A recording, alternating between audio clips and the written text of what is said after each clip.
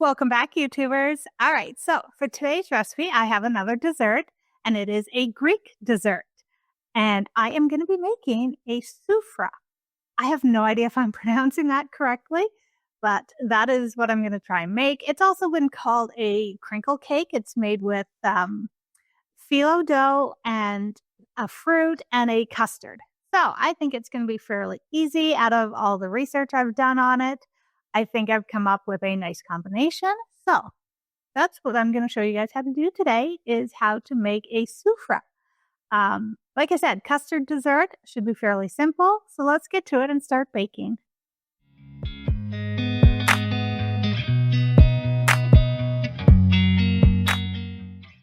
All right, so to get started, I have a large navel orange and I'm going to zest the entire thing. I will not make you watch this because it's pretty boring to watch somebody zest an orange. Next, I have 2 cups of whipping cream in a measuring cup, and I am going to take 1 vanilla bean, split it open, and add all the little seeds into it. And then I'm just going to use the vanilla bean pods, and I'm going to put this in some sugar to make vanilla sugar to use in a different recipe some other time. But anyway, if you don't have vanilla beans, then you can just add 2 teaspoons of liquid vanilla, which I just happen to not have right now. All right, I'm also adding 2 tablespoons of the orange zest and the juice from half of the orange. Mix that all together and set this aside for a few minutes. All right, so now I'm going to get my pan ready. I'm using a 9-inch pan. I have some butter, and I'm just going to brush it on the bottom of my pan, around the sides of it, and then it's ready. In my bowl, I have 1 cup of unsalted butter. I've melted it. I'm adding the rest of the orange zest to it and a little bit of orange juice. I'm going to squeeze the half an orange into it. I then have 1 package of phyllo dough, and I'm going to get this opened up, and I'm going to start with 1 sheet. I'm going to put some of the melted butter on it. I'm going to use a pastry brush to do this, and then I'm going to put it in the bottom of my pan. I'm going to repeat this step again, so another sheet of the phyllo dough, and I'm going to brush my butter on it. And then I'm going to put it in the same pan, only I'm going to put it in like the opposite way. I'm going to turn it, half a turn. And once it's all in and kind of flattened on the bottom, I'm just going to kind of, crinkle the sides down, just squish the sides in a little bit so they're not hanging over the pan. All right, so for this step, you're going to take 1 sheet of your phyllo paper. You're going to brush your butter onto it. Then you're going to add a 2nd sheet of the phyllo paper on top of it. Brush it with some butter. Then you're going to fold it. You could do it the long side or the short side, whichever you choose. You're going to fold it accordion style. And you do not want to squish it. You just want to gently fold them. And then you're going to roll it, kind of like a pinwheel. You're going to roll it in a circle. You're going to roll it up. I don't know how else to explain that. Roll it. And then you're going to put it in the middle of your pan. And what you're doing is you're going to be building like a gigantic rose is what you're doing. And you don't want to do it too tightly because you want to be able to get in between your layers for the next step.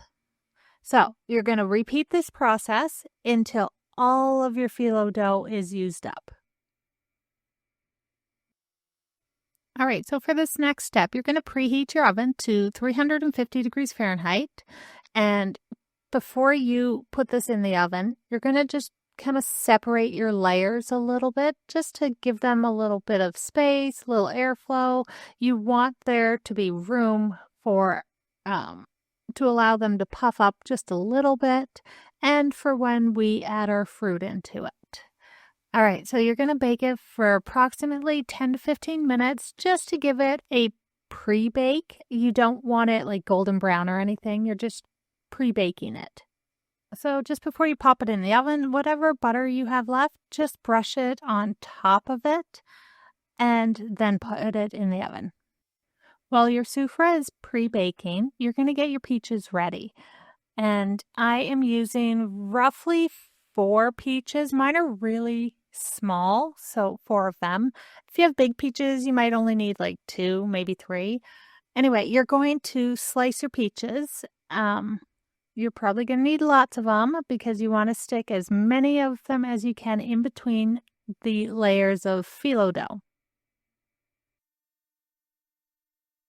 All right, I'm going to get the custard part ready. So the cream that I had already added the vanilla and the orange zest to, I am now adding 1 cup of sugar to it.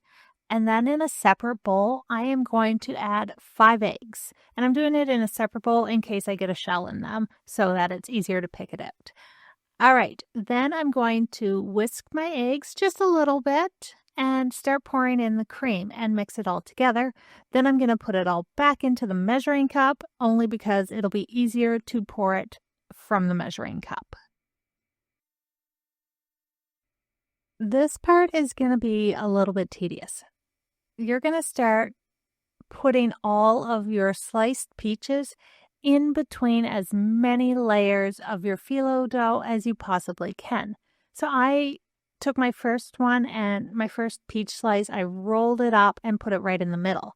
Then I'm using a sharp, pointy paring knife to help me pull apart and separate the layers and then cram, yes, I said cram the peach slices into them. And you're going to do this until your entire soufra is filled up with all the peach slices that you just cut.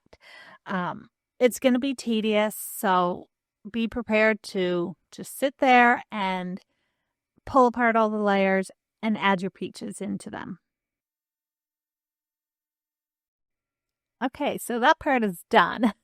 Now you're going to take your custard mixture and you're going to pour it over top of your soufra. While you're doing this, your oven should still be at 350 degrees Fahrenheit. So just make sure it's preheated to that.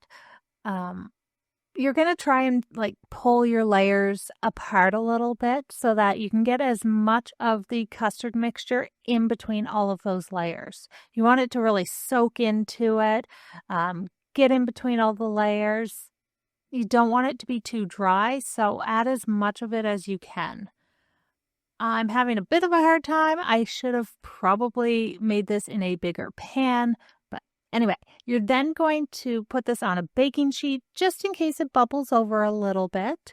And you're going to bake it for approximately 60 minutes or until a toothpick gets inserted and comes out clean. You don't want any of the custard to still be liquidy. So this is how mine turned out after baking for about 60 minutes. It's a little dark around the edges, a little caramelized, but the center is cooked. It does look good. It smells really nice. I am now going to drizzle some honey over it. You can also add powdered sugar to it.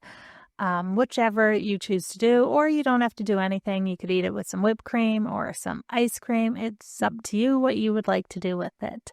Hopefully yours turned out better looking than what mine did.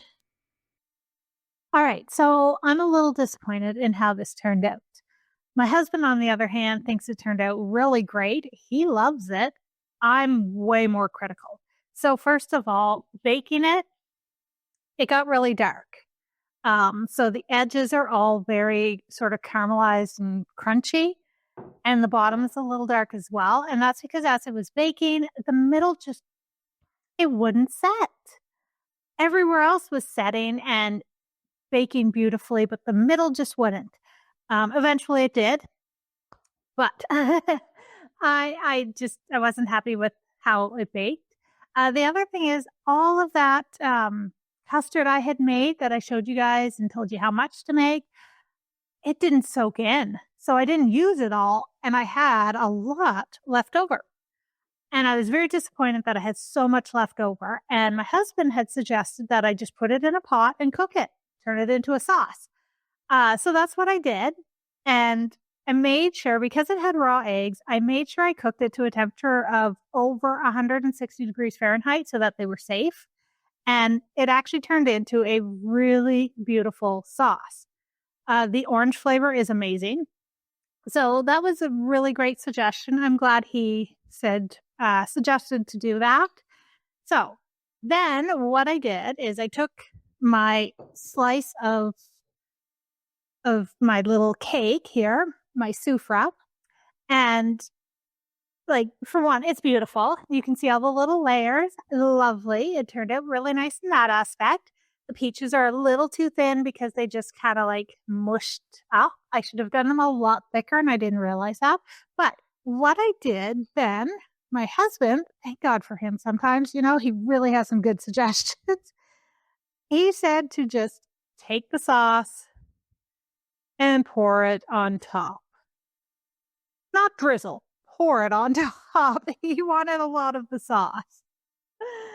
So that's what I did. I just put it on top and then we ate it. And you know what? It turned out really well when I did it this way. So it may not have soaked in, but adding it on top and then eating it turned out well that way. I really like it. He loves it. He likes that it's not an overpowering flavor. He likes all the like flakiness, but yet it's still chewy. Loves that. Loves the sauce on it instead of just baked through it. So overall, it actually did turn out. Might not be to my standards, but he loved it. And really, I'm only making it for myself and for him. So it doesn't matter. As long as we enjoy it and we eat it, then it's all good. Of course, I would love any suggestions on how to do this better. So please feel free to leave me a comment, send me a message. Let me know how I could have done this better or what to fix, what I did wrong so that I can correct it for next time I make it. All right. So that is it for today's recipe. You know what to do. Hit the like, subscribe, and the notification bell, all that good stuff. Check out my socials. I do want to let you guys know my TikTok account has been hacked and they have been posting a whole bunch of stupid videos that are not me. They are not cooking related. They are not my recipes. They are not anything that I'm doing. It has been hacked and I have been notifying TikTok and doing everything I can to get it closed down or to regain control of it. But anyway, just want to let you guys know, don't go to my TikTok. It's not mine right now. I do have another one set up to use to fix it. But anyway, just letting you guys know. So this was a little bit different for today's recipe. I really liked it. I'm a little disappointed in it, but that's okay. I did my very best, and that's what my YouTube's all about, is trying the recipes, learning how to do them, figuring out what you did wrong, and try it again. I'm an amateur, not a pro, so I loved it. My husband really enjoyed it, so that's good. All right, that is it for my video today. Thank you guys so much for joining me, and I will see you whatever I decide to make next.